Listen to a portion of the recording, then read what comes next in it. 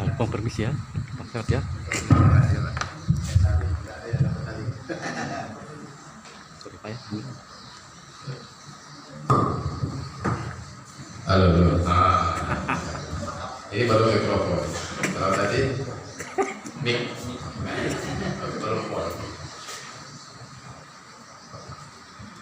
Yang kami hormati saudara kasih dan penyelenggara di lingkungan kantor Lembaga Pelaku yang hadir pada kesempatan ini dari penyelenggara Kristen Pak Niono, kemudian dari penyelenggara haji dan umroh, kemudian dari kasih penyelenggara Islam, dan tentunya Pak Kasih Mas Katolik yang juga sekaligus sebagai ketua pelaksana kegiatan kita hari ini dan segenap panitia yang sudah bekerja keras untuk menyiapkan agenda kita hari ini, dan tentunya yang sama-sama kita hormati dan banggakan Bapak Pastor.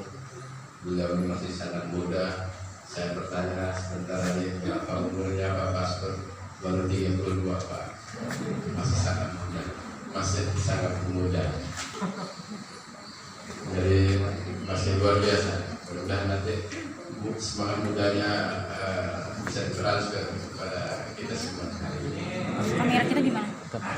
Baik. Assalamualaikum warahmatullahi wabarakatuh. Selamat siang dan salam sejahtera untuk kita semua. Salam. Om Swastiastu, Namo Buddhaya, salam kebajikan, adil kak talino, kejuramin kak saluran, pasangan kak jumatan.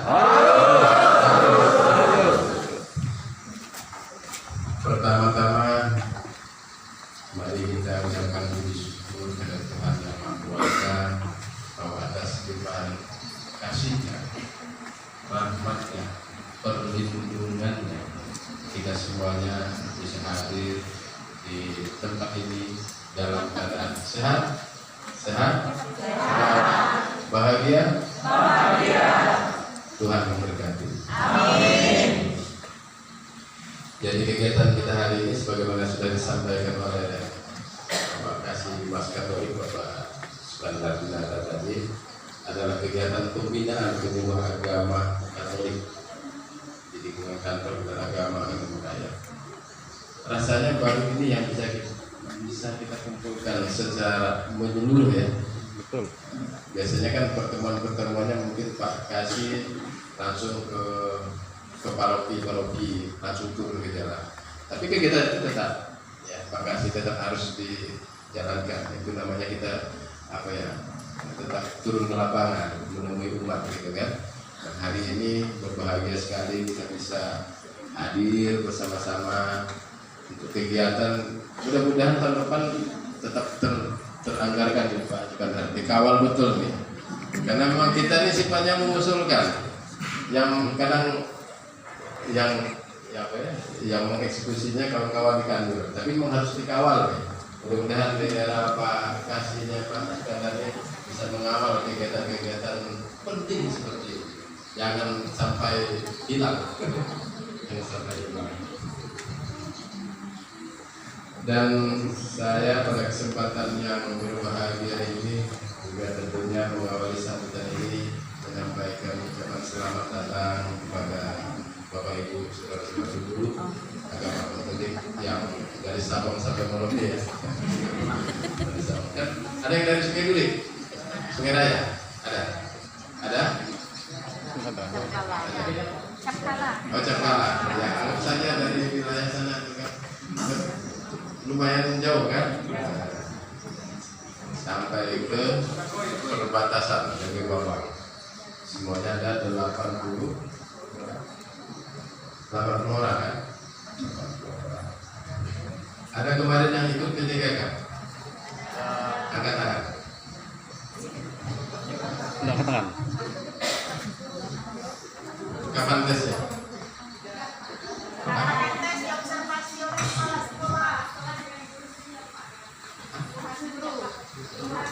Oh, itu aja. Nah, ketiganya di mana? Pemda. Oh, Pemda. Yang kemenang ada nggak? Hah? Dan kok kecil sekali yang wah ini mudah-mudahan meskipun satu bisa lolos. Nah, sama-sama lah kita berdoa. Kalau di Katolik ini ada nilai plusnya saya, nilai lebihnya. Rata-rata pendidikannya sarjana. Karena memang kebetulan merangkap ya sebagai guru ya. Nah, jadi pintar Pak Sukandar cari penyuluhnya. Karena memang ke depan itu penyuluh itu memang dibuat standarnya S1. Jadi kalau yang SMA ini memang apa ya, lama-lama jadi bisa dihilangkan Ustaz. Cuma yang di Islam ini Kristen masih ya? S1 semuanya. Di Islam itu masih ada SMA, masih ada dispensasi.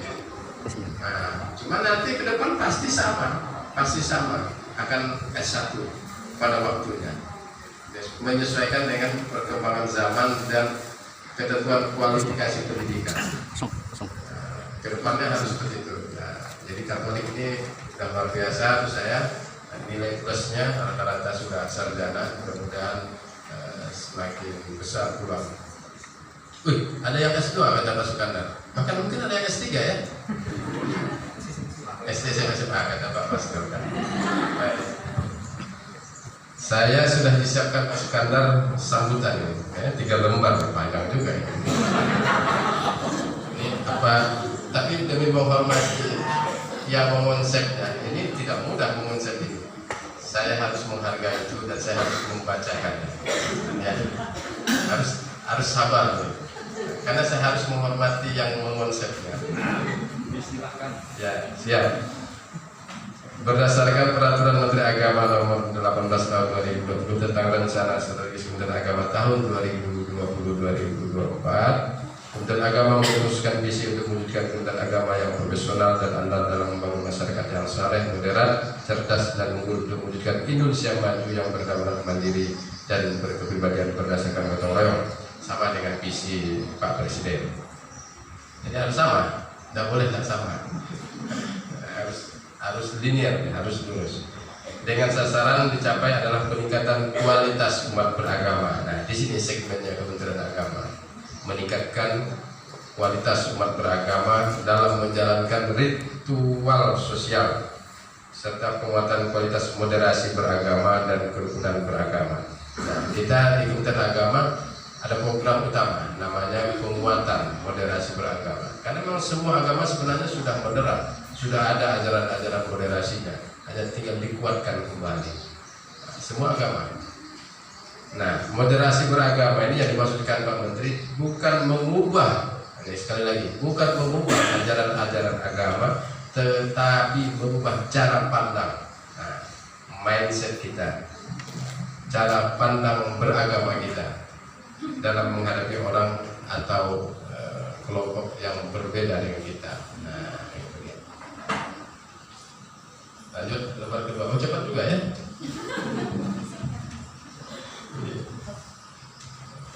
Izin Bapak sekalian, agak sabar sedikit ini. Panjang Pak ingat kali.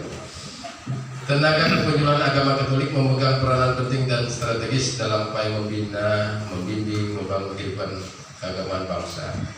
Sebagai penyuluh agama Katolik yang diutus oleh paroki masing-masing, diharapkan tenaga pastoral atau pendamping umat untuk turun mewujudkan aksi nyata, mendorong umat semakin beriman dan berbela rasa. Ini bahasanya Pak Sukandar ini, berbela rasa. Catat garis bawah.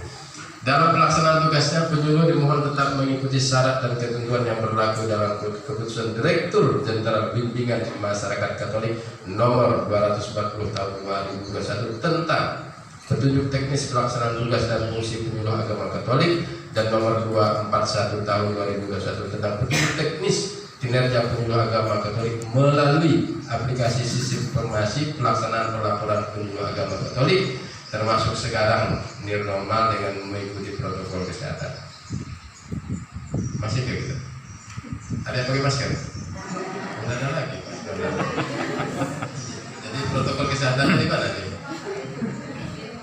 Di rumah. Udah vaksin kan? Udah booster? Oh, aman. Aman. Kita bisa berdampingan dengan COVID itu. Dia ada di sekitar kita nih, ada. Tidak ada apa. Nah, jadi berdampingan kita sekarang. Kalau dulu kan takut ya kita. Sekarang enggak takut kita. Jangan takut.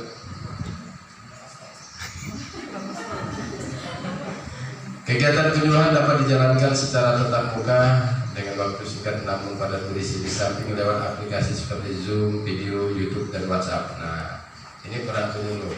Jadi kadang penyampaian apa ya, kalau dalam bahasa ini judulnya evangelis ya, pewartaannya. Nah itu bisa kita sampaikan lewat tatap muka, bisa lewat media sosial yang kita miliki, lewat YouTube. Ada yang jadi YouTuber? Ada? Nah, mainkan peran itu. Pak Iton. Pak Iton gara-gara dia main YouTuber itu agak telat. Mana Pak Iton? Gimana Pak Iton? Tapi selamat Pak Iton, ini pengantin baru.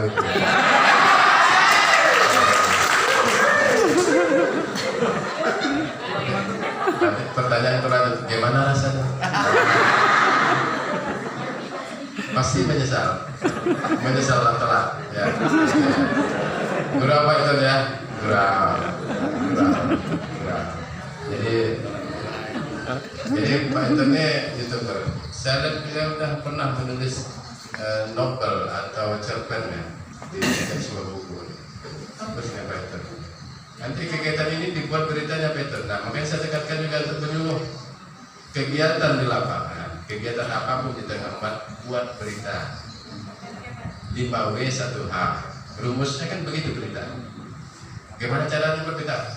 Jadi, baca koran, bagaimana wartawan bikin berita itu, coba pelan-pelan baca 5W1H itu. Kemudian nanti kirimkan berita itu ke Pak Spandar atau ke Pak admin kita yang di website Kemenang nih, Pak Ari ini di belakang ini. Kirim dengan WA aja. Masalah berita yang dibuat penyuluh Katolik ini minim sekali. Padahal kalau diberitakan ini 80 orang, 5 berita saja setiap bulan kalikan 80, dan berapa itu? Wah, ini berita luar biasa itu. Penuh website kapan itu oleh penyuluh agama Katolik. Ya, saya minta betul belajar menulis kita. Kan udah ada jadi YouTuber, bahkan ada jadi TikToker kan. Ada yang TikTok juga. Ya, sekarang dakwah pun bisa dilakukan lewat TikTok, ya kan? Banyak sekali media. Yang penting bagaimana media sosial itu kita warnai dengan kegiatan-kegiatan yang positif. Semuanya kita. Negatif itu tergantung kita juga. Sama dengan pisau. Kalau untuk digunakan ngiris bawah mahal, tapi kalau digunakan untuk menusuk orang jadi masalah. Dan begitu juga ya dengan media. Harus bijak, pinter untuk mengelola media yang kita miliki. Jangan sampai kalau dulu mulutmu harimaumu, sekarang jarimu harimaumu. Hati-hati dengan jari kita itu. Kadang kita gara-gara like saja jadi masalah. Mau dipantau sama Intel, waduh, like di grup teroris misalnya. Misalnya kan, hati-hati. Karena medianya hanya 2 saja selanjutnya. Kalau tidak like, ya dislike kan. Jadi hati-hati memainkan jari itu atau berkomentar. Saya yakin pembinaan selama ini yang sudah disampaikan oleh baik dari pastor maupun dari kasih atau dari media yang positif bisa mencerahkan tugas-tugas evangelis di lapangan ya, untuk para penyuluh agama Katolik. Jadi manfaatkan saja media video YouTube, WhatsApp dan seterusnya untuk kepentingan fungsi sebagai seorang penyuluh. Nah, kemudian ada yang ingin kami tekankan di sini. Nah, ini yang penting nih kaitannya dengan kewajiban ini ya. Mengenai langkah-langkah pelaporan. Nah, ini kata Pak Sukandar, sebaik mungkin ini harus ditunaikan. Melalui apa Pak Sukandar? Ini ada aplikasinya ya. Kalau penyuluh sistem informasi pelaporan penyuluh agama Katolik, SIP2K, istilahnya. Mengisi semuanya? Ada yang nak bikin laporan? Enggak ada. Kalau masih ada yang nak bikin laporan, Pak Sukandar nanti mohon maaf. Itu kadang jadi persoalan kita. Apa ya? Si malakama bagi kita. tidak dicairkan mengganggu realisasi anggaran. Padahal kita ingin realisasi anggaran itu baik, bagus. Kalau tidak dicairkan bisa berpengaruh. Dicairkan penyuluhnya tidak berpengaruh. Jadi mudah-mudahan hari ini, ya mudah dari sebelum-sebelumnya sampai hari ini laporannya aman. Yang tidak aman, nah nanti tinggal Pak dikasih arahan bahasanya. Misalnya dimarahin, terserah apa sih, dikasih arahan, dikasih arahan. Begitu lancar laporannya, lancar juga lah. Kan saya minta pencairan penyuluh itu insentifnya setiap bulan saya minta itu. Tapi kenapa kendalanya penyuluh apanya? Ini saya tidak berbicara yang di Katolik saja, di Kristen juga, di Islam juga, di Buddha juga. Kalau lambat ya lambat. Jadi kita cairkan. Nah, mohon bantuannya ya, Bapak Ibu ya.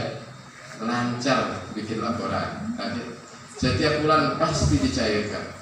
Itu udah perintah. Jadi kalau Pak Sukandar tidak mencairkan, nanti saya tegur keras. Itu hak Ibu. Tapi monggo minta bantuan juga, kewajibannya menyampaikan laporan. Jadi saling bersinergi ya. Sepakat Ibu-ibu, Bapak-bapak? Sepakat.